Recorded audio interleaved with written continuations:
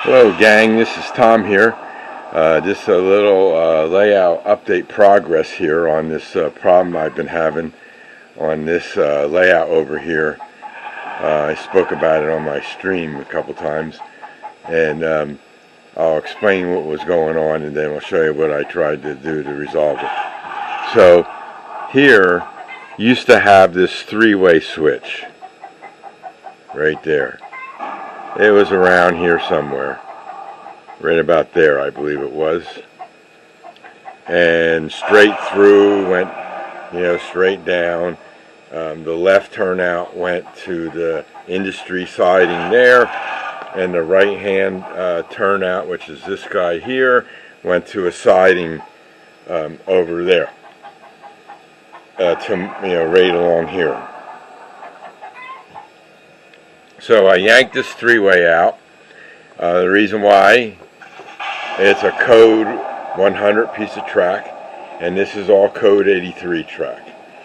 And the transition joiners have a tendency to drop or raise, and you have a piece of track that's not aligned properly, and I didn't care for that. So this is gone. Anybody have code 100 and they need it, just send me an email. I'm glad to send it to you. So what I did then was I went out and purchased two turnouts, number 4s, right hand and a left hand. And the left hand is right here, and that services the industry track. And then we come down the rail a little bit, and right in front of the station we have another a right hand turnout, and that services this siding. I'm only going to have 2, maybe 3 cars in there. I don't know where the clearance point is, but these small cars here can fit in here to get ready to go up to the cement factory, cement plant. So what happened was I put these turnouts in place, had to move the motors from the three-way around, drill new holes and all that, and I got all the polarity and the frogs working and all that good stuff. And I then I had a small gap there from this rail here to this rail here. So I found this 1-inch piece of track, and what I did was I soldered a wire on each rail, and in doing so the rails came out of the tie. I guess this was too small of a piece and it was too hot and it came out. So I took it out and I cut off all the top pieces and I just slid it underneath the rails, and I thought that would be it. So, and I had power there, and here's the feeder wires right here. The black and the white wire. Hard to see the black on the camera, but there it is. And it's the feeder wires. So I got to pull them through and move them. So everything was working, and I run a train around, and the engine would stop. Power on the front engine would go out altogether as soon as the front wheels hit that 1-inch piece of track, and there was track power there, and I didn't know what was going on. So I said, okay, since that was a problem of soldering the wires on and the rails came off and everything, let me replace it with a clean piece of 1-inch track.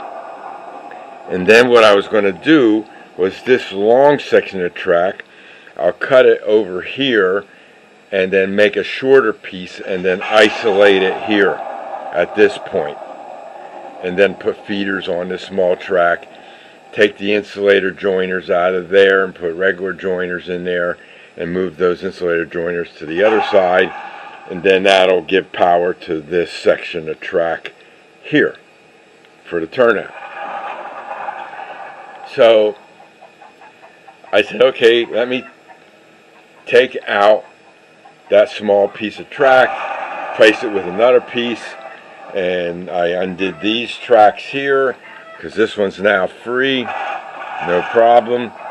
And as I was taking out this small piece of track here,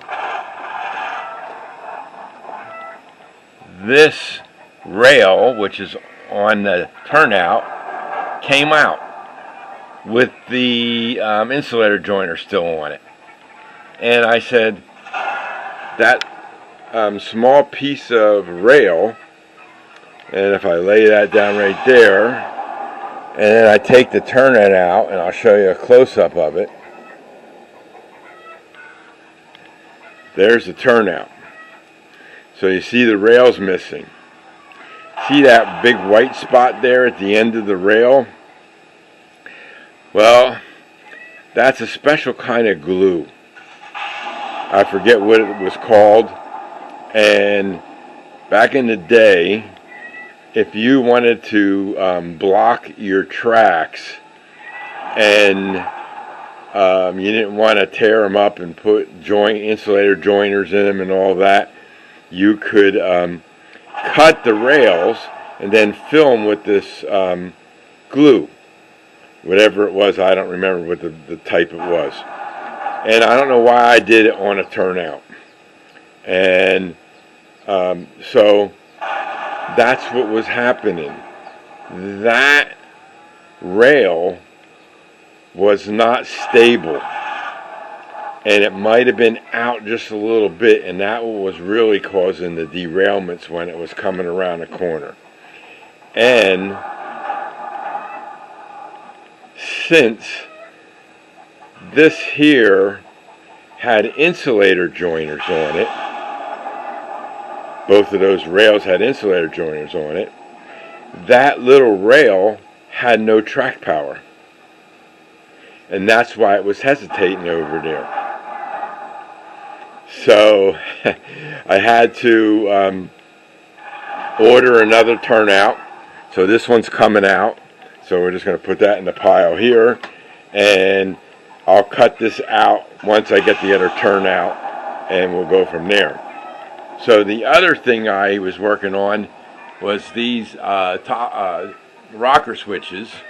The two red ones you see there, this one 26 and this one 27, they're double pole, single throw rocker switches. The black ones are single pole, single throw switches. So the single pole, single throw switches only can handle one of the feeders on a track. And the problem is I'm still having resistance, or still having voltage on the service tracks. And so what I did was I put a double pole single throw in there, which will now cut off both wires to the track. And now I got them both working, and as you can see, I got a lot of buttons to change. And all of my other service tracks, which are there, and all along up there, and then over here there's a couple.